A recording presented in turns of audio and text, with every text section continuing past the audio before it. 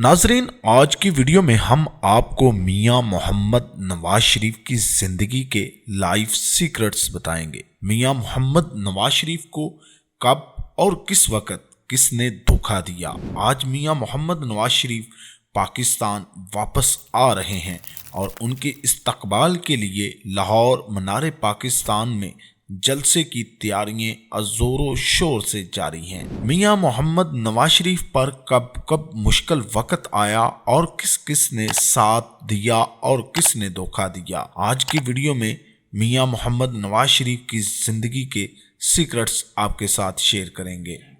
Video शुरू करने से पहले उन तमाम नए फ्रेंड्स से दरख्वास्त है जिन्होंने अभी तक लाइव टॉक को सब्सक्राइब नहीं किया, वो चैनल को लाजमी सब्सक्राइब करें और साथ बेल के बटन को दबा दें। वीडियो अच्छी लगे तो लाइक करें और दूसरे दोस्तों के साथ शेयर करें।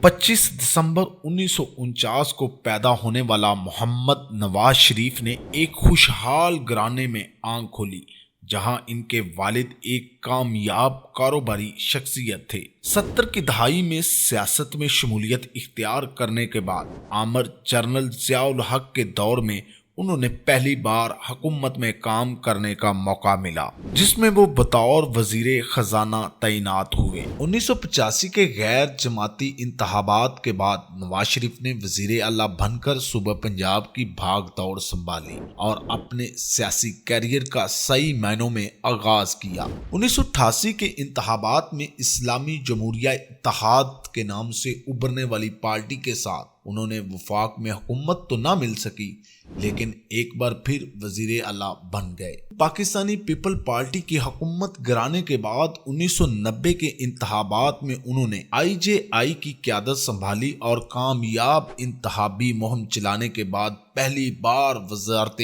उज़्मा का ताज इनके सर पर सजा। लेकिन मुख्तसर 3 साल में सदर गुलाम हसन खान से इख्तलाफात के बाइस इनकी हुकूमत को ख़त्म कर दिया गया। इस फैसले के बाद नवाज शरीफ ने सुप्रीम कोर्ट जाने का फैसला किया, जहां जस्टिस नसीम हसैन शाह की सरबराही में इनकी हुकूमत को दोबारा बहाल कर दिया गया। मगर यह बहाली सिर्फ वक्ती थी और एक बार फिर सदर और वजीर आजम के दरमियान इख्तलाफात ख़त्म ना हुए, जिसके बाद नवाज शरीफ को हुकूमत छोड़नी पड़ी। 1993 में होने वाले इंतखाबात में पाकिस्तान पीपल पार्टी बेनजीर भुट्टो ने कामयाबी हासिल की, लेकिन करप्शन के इल्जामात पर इनके अपने ही सदर फरूक लगारी ने इनकी हुकूमत ख़त्म कर दी। मार्च 1997 में होने वाले इंतखाबात में नवाज शरीफ ने 3/4 की वाज़ेह अक्सरियत से कामयाबी हासिल की और दूसरी दफा वजीर आजम बन गए। नवाज शरीफ ने दूसरे दौरे हुकूमत में इंडिया से तल्लुकात इस्तवार करने की कोशिश की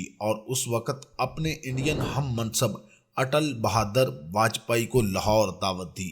नाजरीन, इसके अलावा 1998 में इन्हीं के दौरे हुकूमत में पाकिस्तान ने पहली बार जोहरी तजर्बा किया, जब बलूचिस्तान में चागली के मकाम पर पाकिस्तान ने 5 एटमी धमाके किए। इस बार भी नवाज शरीफ अपनी हुकूमत की मुद्दत पूरी ना कर सके और 1999 अक्टूबर में उस वक्त के आर्मी चीफ परवेज मुशर्रफ ने इनकी हुकूमत का तख्त उल्टा कर मुल्क की सरबराही संभाल ली। परवेज मुशर्रफ ने हुकूमत संभालने के बाद नवाज शरीफ और इनके भाई शहबाज शरीफ पर मुख्तलिफ नौइयत के मुकदमात चलाए, जिसमें साबका वजीर आजम को जेल जाना पड़ा। नाजरीन, इसी दौर में नवाज शरीफ की अहलिया कुलसूम नवाज और इनकी साहबजादी मरियम नवाज ने फौजी अमरीयत के खिलाफ मुहिम चलाई। परवेज मुशर्रफ के साथ डील होने के सबब नवाज शरीफ की सजा मुअत्तल होने के बाद सऊदी अरब में जिला वतनी इख्तियार कर ली और इनकी गैर मौजूदगी में सन 2002 में होने वाले इंतखाबात में इनकी पार्टी ने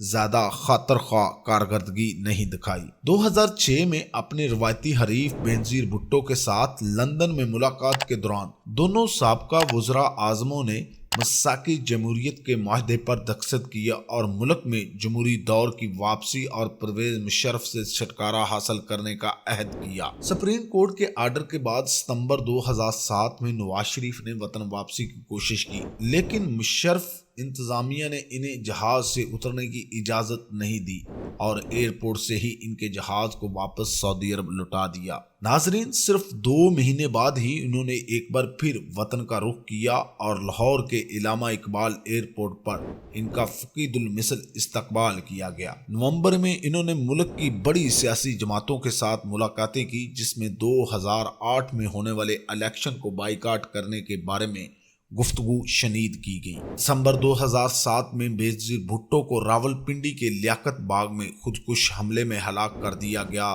تو نواز شریف ہاسپٹل پہنچنے والے اولین قومی لیڈروں میں ایک تھے۔ فروری 2008 میں ہونے والے انتخابات میں نواز شریف کی پاکستان مسلم لیگ دوسری اکثریتی جماعت کے طور پر سامنے آئی۔ انہوں نے پیپل پارٹی کے ساتھ محلوق حکومت قائم کرنے کا معاہدہ کیا، لیکن یہ شراکت داری زیادہ عرصہ تک قائم نہیں رہی اور اختلافات بڑھنے کے بعد نواز لیگ نے حکومت سے علیحدگی اختیار کر لی اور ان کی نوعیت اتنی شدت ہوگی کہ 2011 میں نواز شریف نے پاکستان پیپل پارٹی حکومت کے خلاف مومو گیٹ سکینڈل میں سپریم کورٹ میں پٹیشن دائر کر دی، جس میں نواز شریف بذات خود پیش ہوئے۔ 2 سال بعد مئی 2013 میں ہونے والے قومی انتخابات میں نواز شریف کی جماعت نے ایک بار پھر کامیابی حاصل کی، جس کے بعد انہوں نے تیسری بار وزارت عظمیٰ کا منصب سنبھالا۔ لیکن اس بار نواز شریف کے سامنے ان کے نئے سیاسی حریف اور سابقہ کرکٹر عمران خان اور ان کی جماعت پاکستان تحریک انصاف موجود تھی، جنہوں نے نواز لیگ پر انتخابات میں دھاندلی کے الزامات لگائے اور حکومت ختم کرنے کے لیے اگست 2014 سے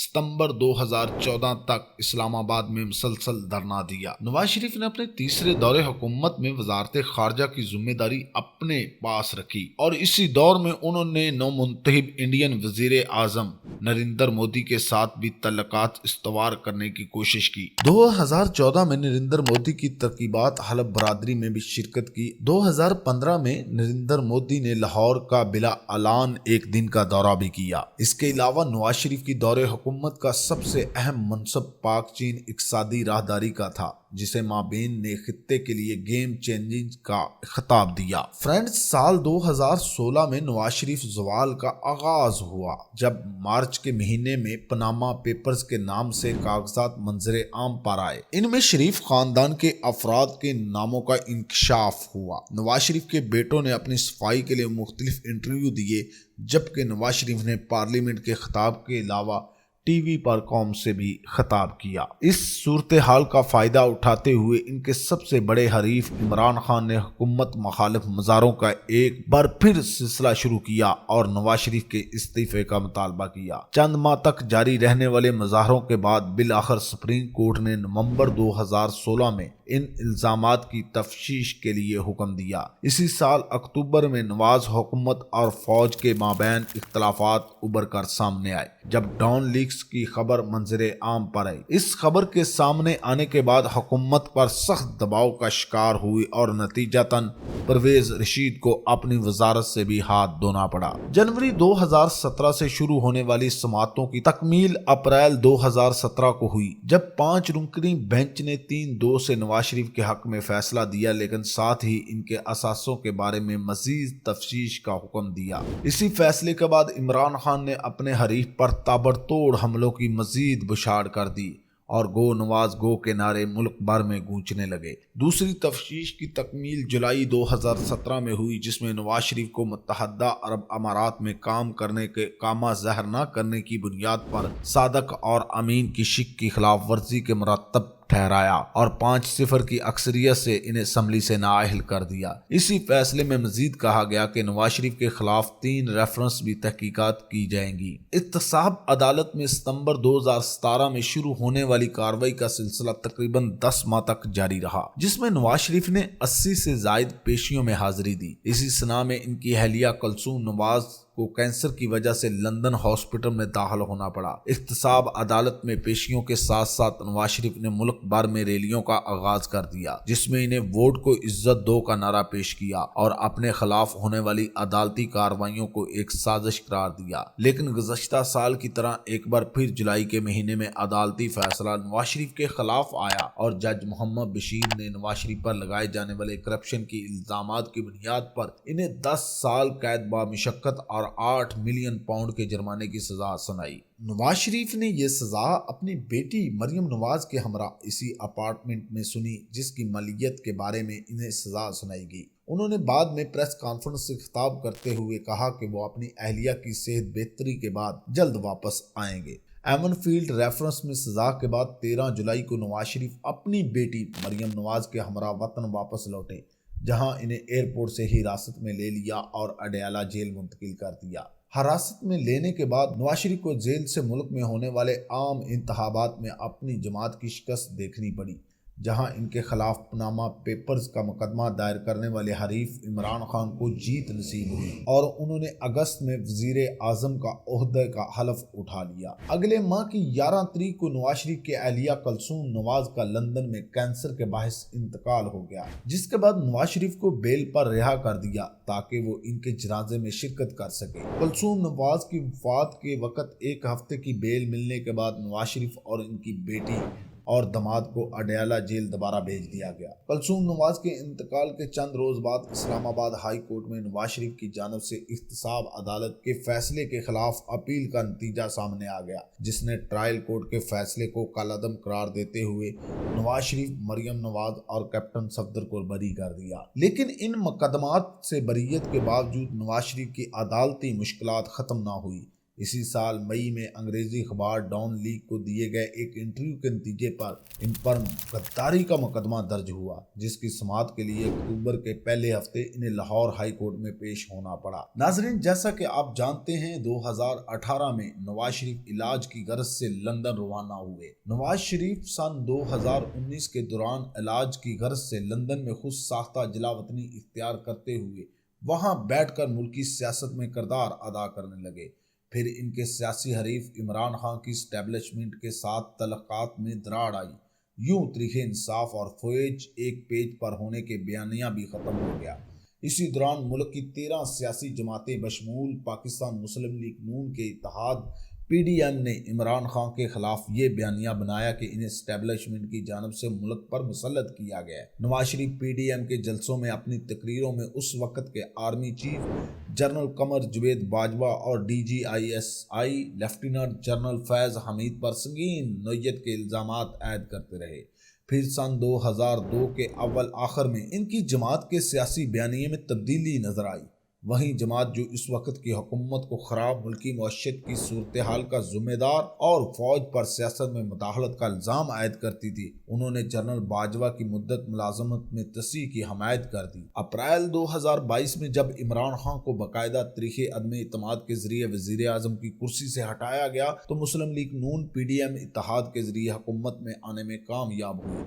उस वक्त मुस्लिम लीग नून के मजम्मती बयानिया मुफाहमती बयानिए में तब्दील हो गया और इमरान खान फौज के साथ एक पेज की मुफाहमती पॉलिसी तर्क करते हुए की जगह ले ली और स्टैब्लिशमेंट मुखालफत सियासी बयानिया अपनाया। नाजरीन, जो 2018 में मुस्लिम लीग नून के साथ हुआ वही तकरीबन इस वक्त तरीके इंसाफ के साथ हो रहा है। 21 अक्टूबर 2023 को मियां मोहम्मद नवाज शरीफ पाकिस्तान पहुंच रहे हैं, जिनका इस्तकबाल के लिए लाहौर मनारे पाकिस्तान पर जलसे की तैयारियां जोरों शोर से जारी हैं। नाजरीन, ये थे नवाज शरीफ की जिंदगी के बारे में कुछ राज जिनके बारे में आप पहले शायद ना जानते हों। अगर आप जानते थे तो हमें कमेंट बॉक्स में अपनी राय जरूर देना। नेक्स्ट वीडियो तक अपना और अपनी फैमिली का रखिए ख्याल। अल्लाह निगहबान।